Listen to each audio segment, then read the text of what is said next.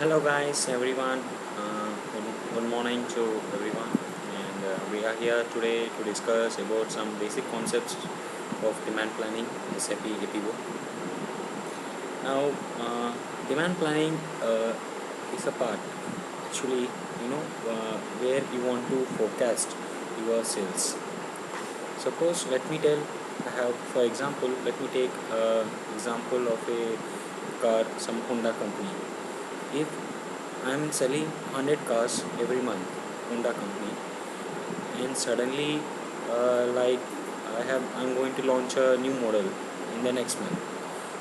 So obviously, my previous model will be uh, people start buying my new model, and my previous model start the sales gets slow or low. So I need to forecast using some techniques which SAP has provided to us, like how much in the next month, how much I can sell for my new Honda model, and how much should I make my stock for the previous model, and how much should I keep my stock for the new model. So using this SAP demand planning, I can forecast for my existing products, new products which are getting launched in the market or which are currently running in the market, seasonal products which have a demand at a particular season. Like example, if you take example for cool drinks or mango juices, which goes at a seasonal. Cool drinks generally have much more demand in the hot summer and a bit lesser demand in the cold seasons. And also mango juices is like if you take a real fruit juice, real mango fruit juice, which are available for particular seasons in the mango season.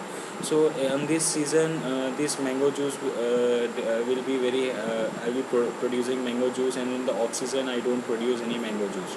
So to know all this, how much should I produce and how much should I not, how much should I keep in my inventory, how much should I keep my stock, all this, for these all things we use this SAP demand planning. Now, this is the purpose of using the demand planning. Now let us come in more detail knowing about the concepts of demand planning.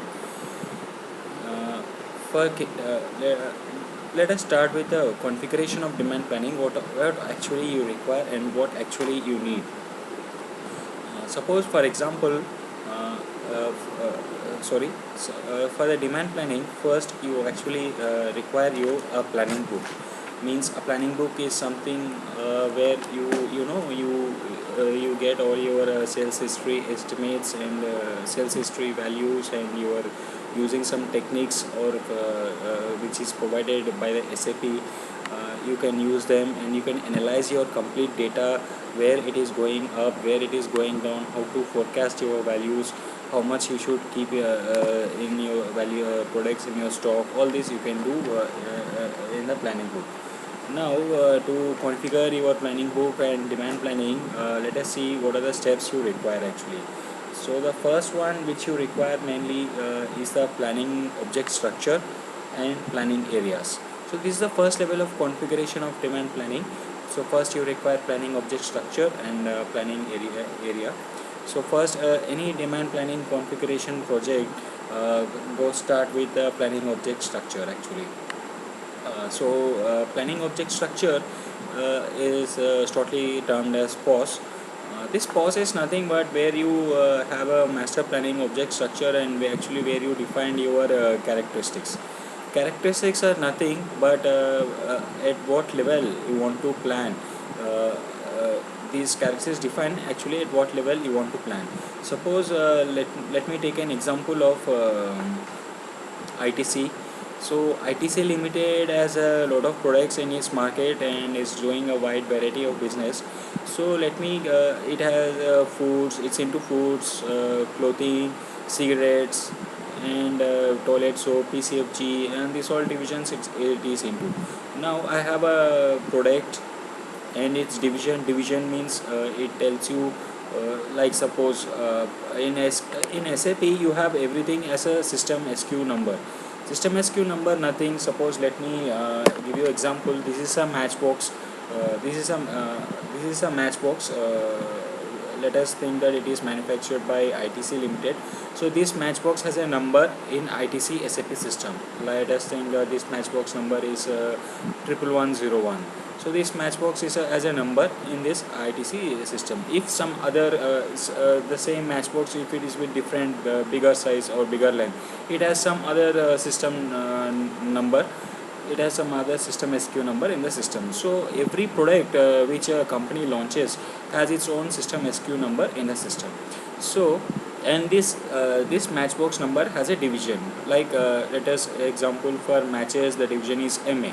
So this is the division. For cigarettes, if you see this cigarette gold flake, if you see this cigarette gold flake, it also has a SKU number, and it also has division of cigarettes. Let us assume that cigarettes division is CG. So this cigarettes division also it has. Like that, there are wide range of products and wide range of divisions. So all this, so at which level I want to plan my demand planning, means which level I want to forecast my estimates, like at SKU level, or at the division level, or at the product category level, or at the customer level, branch level. So all these are defined as a characteristics in MPOS, master planning object structure. And in POS also you have aggregates and navigational attributes. Aggregates are nothing. Suppose let us assume that I have a plan to do the planning for 10 characteristics. For I have chosen 10 characteristics like SKU, division, market SKU, and customer, sales office, sales branch, and section, circle. Like this, I have chosen 10 categories to do my planning. Now, aggregates are something which fasten up your performance actually.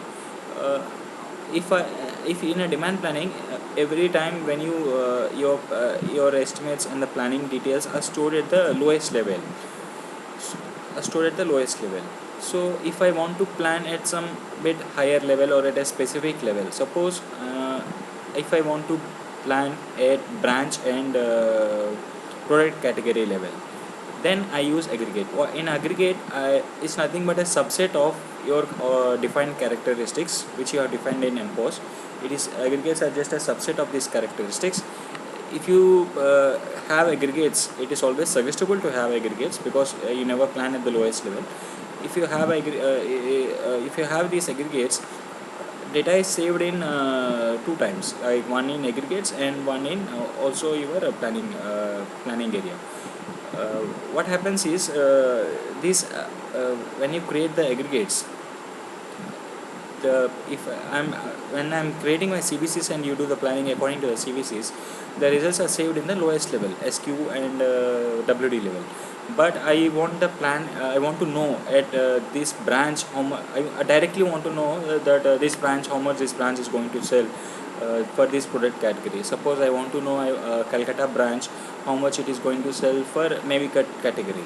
In Navy Cut also you have different kinds of SKUs like Navy Cut filter, Navy Cut small, Navy Cut large, like these three types of SKUs.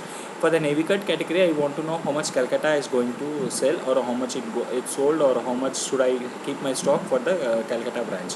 At that time you define the aggregates as branch. You put your subset of characteristics. You have your characteristics already defined as branch and product category. You just keep them in the aggregates.